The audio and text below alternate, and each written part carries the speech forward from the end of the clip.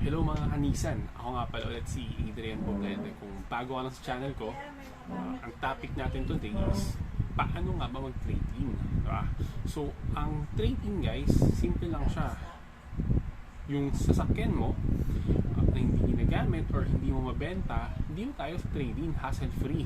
So, ang system niya is yung sasakyan mo, dadalhin mo sa dealership namin.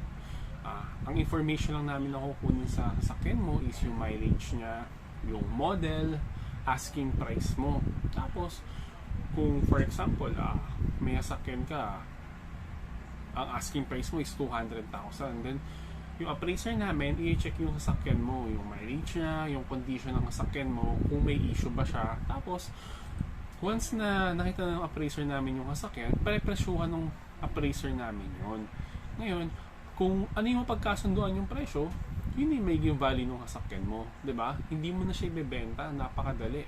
So, once na trade in siya, na presyuhan, may cheque yun, yun yung magiging down payment mo para sa sasakyan na kukunin mo. For example, sa Nissan Urban, 30% down natin is naglalaro ng 160,000 pataas.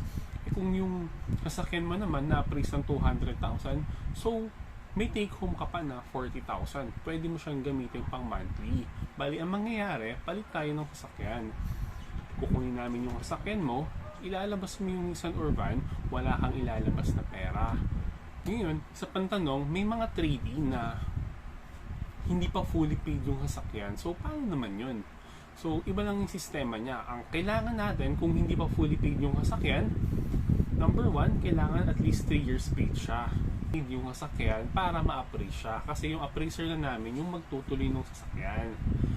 Sa trade-in natin guys, subject for bank approval pa rin to. Ngayon, kung nagpaplano ka mag-trade-in, mas better, kontakin mo ko. Ilalagay ko sa description naman sa baba yung number ko.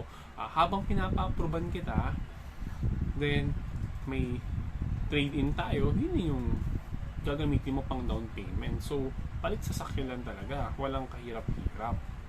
Yun lang guys, kaya lang kasimple yung trading. So kung may tanong ka, i-comment mo lang below, i-like mo lang to, subscribe ka, hasagutin ko yung mga tanong.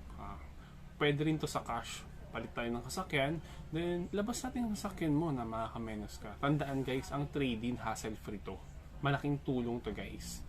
Hindi ka na maghihirap maghanap ng buyer ng kasakyan mo. Kami nang gagawa ng paraan para ma-dispose yung kasakyan mo. And malabas mo yung kasakyan mo ng nasa narapat na presyo. Yun lang guys. Thank you.